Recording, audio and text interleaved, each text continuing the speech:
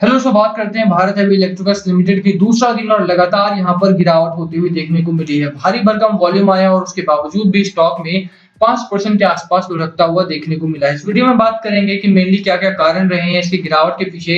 Bhopal plant पर बड़ी बड़ी घटना हुई है, 32 लोग वहां पर कोविड ग्रस्त हो गए और इसी वजह से वहां पर स्ट्राइक लाइक सिचुएशन बन गई है। उस खबर को हम आगे इलैबोरेट करेंगे कि क्या-क्या हुआ है वहां पर और जिसकी वजह से जो स्टॉक है उसके ऊपर भी उसका असर देखने को मिला है। बाजार फ्लैट खुला था हमारा और उसके बावजूद भी at the end of the day बाजार हमारा लुढ़कता हुआ देखने को मिला है, जिसका असर भेल पर पड़ा है। बात करेंगे इसकी भी क्या करना है आगे, क्या स्ट्रेटजी होनी चाहिए, क्योंकि खबरें हमारे सामने कुछ एक बुरी हैं, कुछ एक अच्छी हैं। क्या टारगेट लेकर के चलें, खरीदारी करनी है या नहीं करनी है, चलिए बात करते हैं सब कुछ डिटेल में। चलिए शुरू करते हैं, बट उससे पहले अगर आप चैनल पे नए हो तो प्लीज चैनल को सब्सक्राइब कर दो और हिट दैट बेल आइकन ताकि आपको नोटिफिकेशन मिल सके। चलिए स्टार्ट करते हैं। बात करें भेल की तो देखो 5% के आसपास की गिरावट आज देखने को मिली है स्टॉक में। स्टॉक अच्छा मोमेंटम में था, स्टॉक ने अच्छी रैली दिखाई थी और वहां से अब दोबारा गिरावट में स्टॉक आ गया है हमारा। 174 मिलियन का वॉल्यूम यहाँ पर ट्रेड हुआ है। ओवरऑल अगर आप देखोगे तो बाजार हमारा फ्लैट खुला था और बाजार में फ्लैट ओपनिंग होती है। देखो ग्लोबल मार्केट में भी फ्लैट ओपनिंग थी हमारी।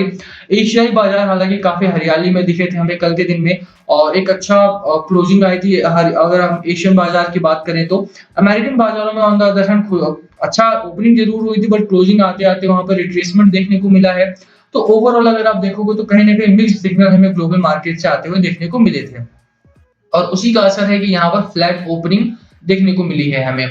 तो फ्लैट मार्केट में मोमेंटम बहुत कम रहता है, सेंटिमेंट्स थोड़े से न्यूट्रल रहते हैं और यही एक बड़ा कारण है जिसकी वजह से मार्केट का जो असर होता है वो mostly neutral to bearish zone में पड़ता है हमारा। और स्टॉक जो अगर लगातार वैसे भी गिरावट में रहेगा तो उसका भी असर हमें देखने को मिलेगा।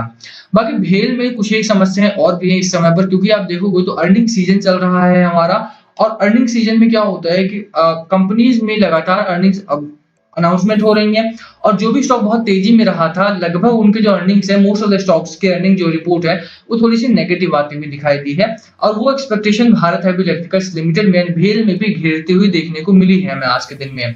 बहुत सारे सवाल हमारे पास भी आए हैं कि व्हाट इफ यहाँ पर भी जो अर्निंग हो, क्वार्टर फोर का रिजल्ट हो, वो एक्सपेक्टेशन से लोअर आ जाएगा तो क्या होगा। तो बात उसकी भी करते हैं। सबसे पहले गिरावट के कारण पर नजर डालते हैं एक एक करके। तो भेल में गिरावट का जो सबसे मेन कारण रहा है, एक तो टेक्निकल रीजन जिसके बारे में हमने पहले भी बात की थी, उस बारे में हम नहीं जाएंगे दोबारा। दूसरा बाजार हमारा एक बड़ा कारण रहा है, फ्लैट ओपनिंग हुई है हमारी और फ्लैट ओपनिंग के साथ साथ अगर आप देखो तो जो इंडाइसेस रहे हैं हमारी निफ्टी 50 तो फिर भी मैनेज हुआ है, but most of the other indexes जो रहे हैं उनमें गिरावट देखने को मिली है। बैंक निफ्टी हमारा 200 पॉइंट्स 300 पॉइंट लुढ़का है। निफ्टी मिड कैप हमारा 2% के आसपास 1.75%। निफ्टी नेक्स्ट 1.5% के आसपास लुढ़कता हुआ देखने को मिला है। और जिन स्टॉक्स में रैली आई है उनमें इसलिए आई है क्योंकि अर्निंग्स रिपोर्ट काफी अच्छी थी। यूपीएल हो गया, आईटीसी हो गया, नेस्ले हो गया, एलएनटी हो गया, इनमें थोड़ी सी खबरें अच्छी थी या फिर रिजल्ट अच्छे थे। तो भेल में गिरावट का बहुत बड़ा कोई ऐसा कारण नहीं है, इंटरनली वही एक समस्या है। दूसरी जो समस्या भोपाल वाली थी उसके बारे में बात करें अगर हम, तो Bhopal after losing 32 employees to COVID so far the unions and workers of भेल Bhopal have vehemently opposed to continue the work and demanded to shut operations for some time. Sources said that the Vail management may likely decide to close down the unit given such opposition.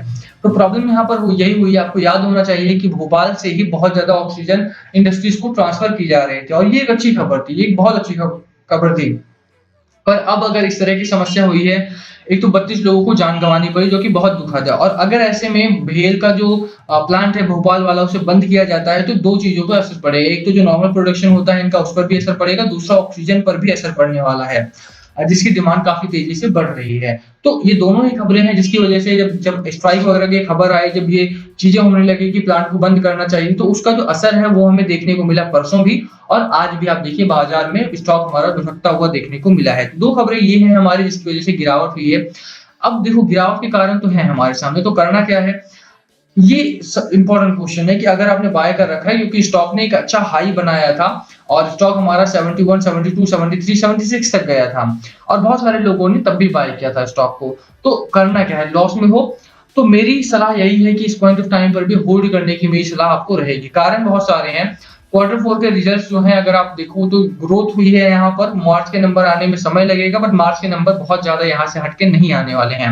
मार्च के numbers मुझे अच्छे आने की यहाँ पर उम्मीद है क्योंकि डिमांड बढ़ी थी, प्राइसेस बढ़े हैं, प्रॉफिटेबिलिटी भी भारत हेवी इलेक्ट्रिकल्स लिमिटेड की बढ़ी। और उसी के लिए यहाँ पर बेट भी किया जा रहा है। बड़ी-बड़ी एफआईआई, एफपीआई यहाँ पर उसी रिजल्ट की वजह से यहाँ पर बेट कर रहे हैं। अगर आपको याद हो तो मैंने आपको पिछले दिनों भी दिखाया था कि एफआईआई, एफपीआई ने जहाँ पर वो दूसरी कंपनियों से अपने स्टेक को निकाल रहे हैं, बात भेल की करें तो यहाँ पर उन लोगों ने अपनी शेयर होल्डिंग को बढ़ाया था। स्लाइटली इंक्रीज़ किया था but they have increased their share holding, ठीक है? तो ये एक अच्छी खबर होती है, पॉजिटिव पोटेंशियल माना जाएगा कि कंपनी में पोटेंशियल तो है यहाँ पर, ठीक है? और इसी वजह से ये लोग बढ़ा रहे हैं।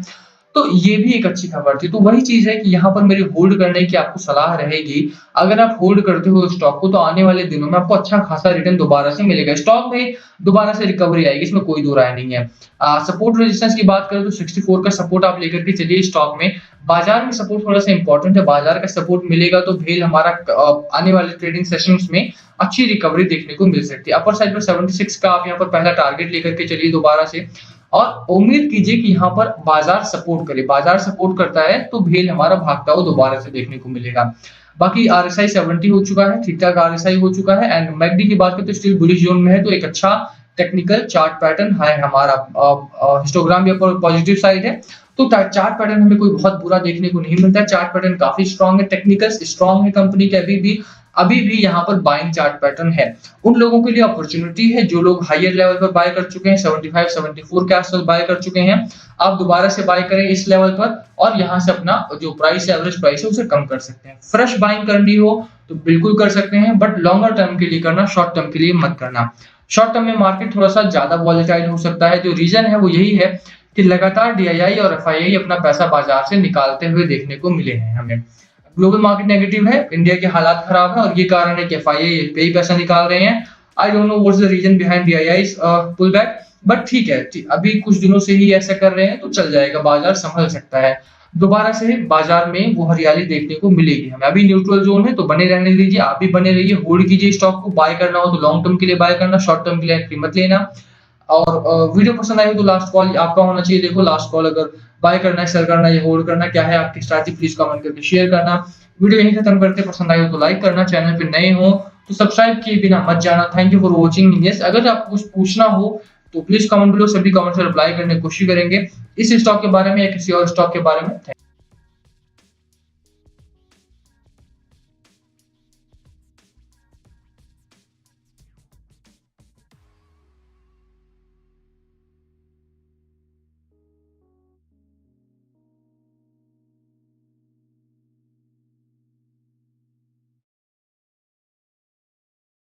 What we do here is go back.